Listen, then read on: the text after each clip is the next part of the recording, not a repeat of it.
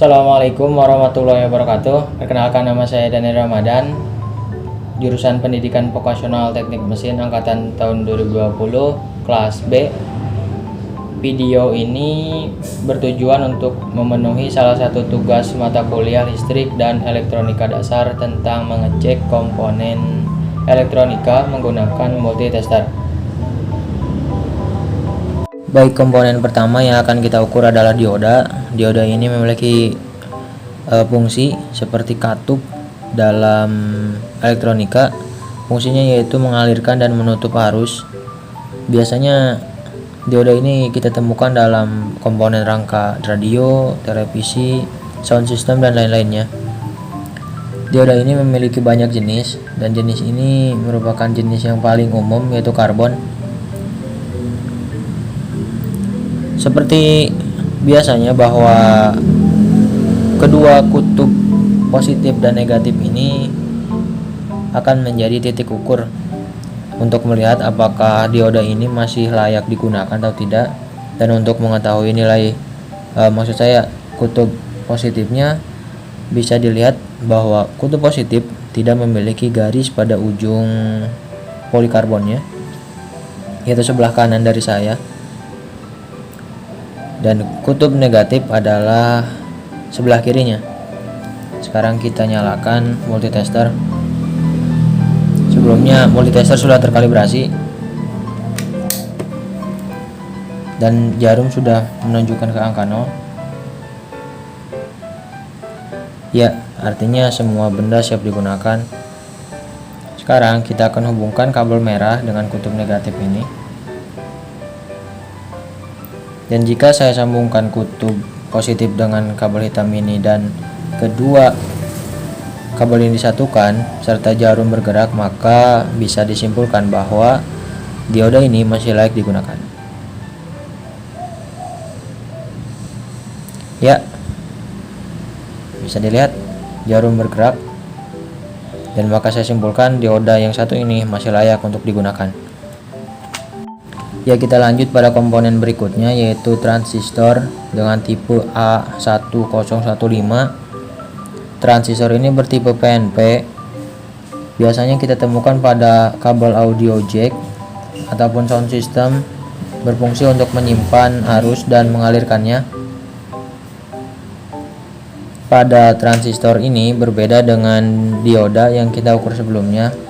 Transistor memiliki 3 kaki yang terdiri kaki emitter, base, dan kolektor. Untuk mengetahui jenis ketiga kaki tersebut, pertama kita akan menentukan depan dari transistor. Bagian yang menonjol ini atau bagian yang memiliki kode adalah bagian depan. Dengan seperti itu, kita bisa tentukan dari kiri. Kaki yang pertama itu adalah emitter. Kaki yang kedua atau yang tengah adalah base. Kaki yang ketiga atau yang paling kanan adalah kolektor. Untuk mengetahui apakah transistor ini masih layak digunakan atau tidak, kita akan menghubungkan kabel merah pada emitter. Jika terbalik, maka kabel tidak akan mereaksi pada jarum penanda. Ingat, kabel merah berada pada emitter. Untuk kabel hitam bisa diletakkan di mana saja, mau di base ataupun di kolektor. Jika jarum bergerak, maka transistor ini masih layak untuk digunakan. Bisa kita lihat bahwa jarum bergerak, dan bisa saya tarik kesimpulan bahwa transistor PNP ini dengan tipe A1015 masih layak untuk digunakan. Komponen berikutnya adalah kapasitor. Kapasitor jenis ini merupakan kapasitor jenis polister. Kapasitor jenis polister tidak memiliki polaritas, artinya kedua kaki tidak memiliki kutub positif ataupun kutub negatif. Karena itu, di sini bisa dilihat kedua kaki ini terlihat sama, tidak memiliki kaki yang panjang di salah satunya, bisa dilihat, dan tidak memiliki kaki yang pendek di salah satunya. Untuk menguji kapasitor ini cukup mudah karena kedua kakinya sama, tidak memiliki polaritas. Kita bisa menempelkan kedua kabel ini bebas, terserah kita. Jika jarum bergerak, maka komponen ini masih layak digunakan. Kita uji. Ya, jarum tidak bergerak. Kita lihat. Yuk. Ya, untuk sesaat jarum bergerak, artinya komponen ini masih layak digunakan sebenarnya, namun jika diterapkan langsung pada komponen elektronika seperti sound system ataupun rangkaian listrik, rangkaian ini sudah tidak cocok untuk digunakan. Komponen berikutnya masih kapasitor.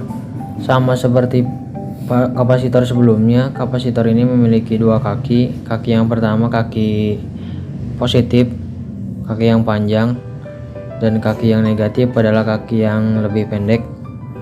Untuk pengukurannya, kabel merah akan kita sambungkan pada sisi negatif dan kabel hitam akan disambungkan pada sisi positif. Kita lihat apakah jarum bergerak atau tidak. Ya, bergerak. Dengan ini saya tarik kesimpulan bahwa kapasitor jenis ini atau jenis elko ini masih layak untuk digunakan. Itulah penjelasan singkat mengenai video cara mengecek dioda, transistor, dan kapasitor. Semoga video ini bermanfaat. Terima kasih. Wassalamualaikum warahmatullahi wabarakatuh.